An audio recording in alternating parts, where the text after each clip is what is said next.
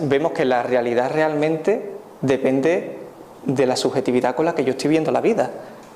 Es decir, al final la dualidad me lleva a ver que no hay una sola realidad, sino que hay múltiples realidades. Cuando hablamos del ser humano siempre decimos cuerpo, mente, conciencia. Al haber espontaneidad y al haber experiencia de vida, al tener esa conjugación de mente, conciencia, siempre decimos y afirmamos que el ser humano es dual por naturaleza, ¿vale? Por lo tanto, aquí tenemos una clave importante. ¿Es posible tener como humanidad una única realidad común si por naturaleza el ser humano es dual? Claro.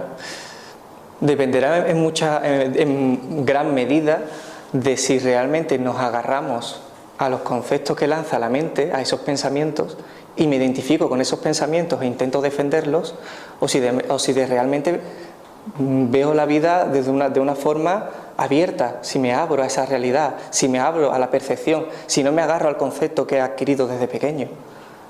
Ahí es donde radica realmente una clave importante.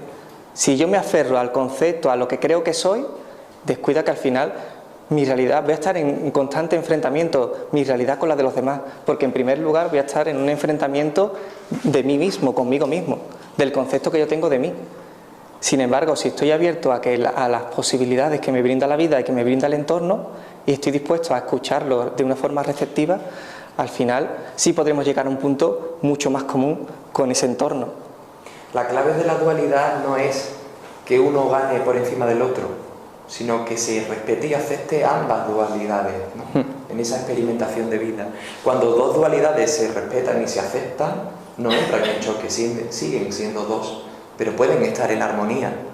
Sin embargo, cuando dos dualidades son contrapuestas y tiene que eclipsar a la otra, ahí la dualidad se convierte en los opuestos. Y claro, eso es lo que nos puede ocurrir también internamente. Si yo mi mente, mi ego, no lo tengo en armonía, en concordancia, a mi conciencia, a mi espontaneidad, ocurre un opuesto, un enfrentamiento interno en mí, en primer lugar, que voy después a reflejar y a canalizar en la realidad que tengo delante. Porque si la realidad interna ya es una guerra, la externa tiene que ser también un reflejo de esa guerra. Claro.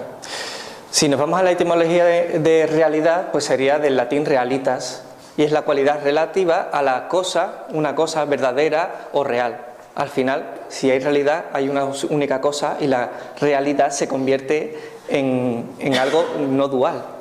Es decir, la dualidad en uno, por así decirlo. No hay ese enfrentamiento, es lo que decía Miguel Ángel. Sí, yo puedo ver una percepción, pero puedo aceptar la percepción de otro y sobre todo no me agarro a mi propia percepción y al final puedo llegar a un punto en común de entendimiento.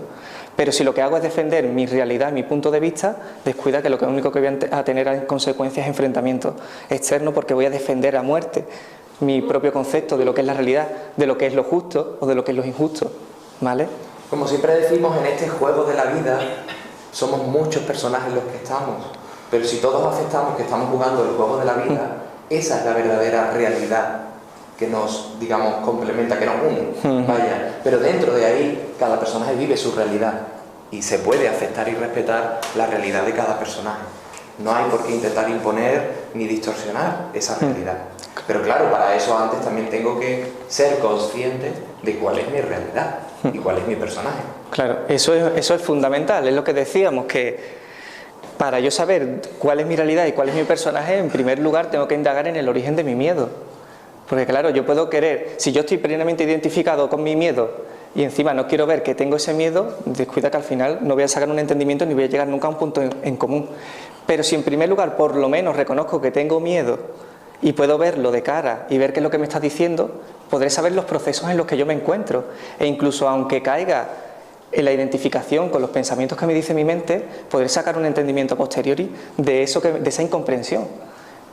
Me permitiré esa incomprensión y sacaré una conclusión de esa incomprensión. Llegaré al final a un entendimiento de lo que me está diciendo en primer lugar de mí. Muchas veces cuando nos empeñamos en ser conscientes, en llegar a ser lo que no somos, ahí estamos expresando una nueva no dualidad en enfrentamiento.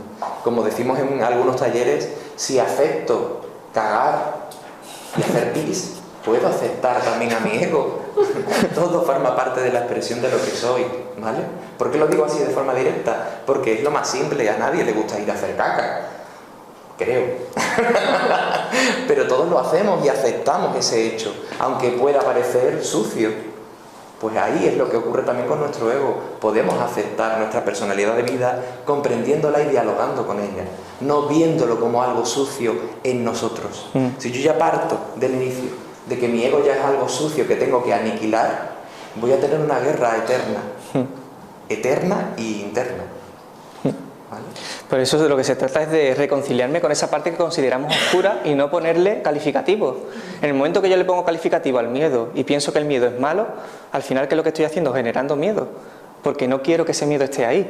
Y como no quiero que esté ahí, al final lo somatizo y lo sufro más, porque me estoy enfrentando directamente con la sensación que en primer lugar estoy teniendo en el cuerpo.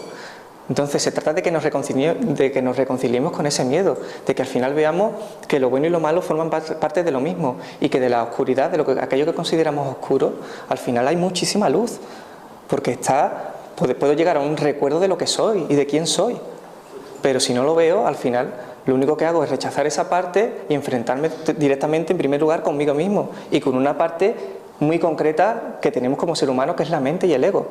Puedo ser la expresión de mi yo, de mi esencia, sin tener que rechazar a mi ego. Es el traje que tengo en este juego, es el personaje que tengo, aunque sea el jugador. Y no tiene nada de malo jugar al juego, ¿vale?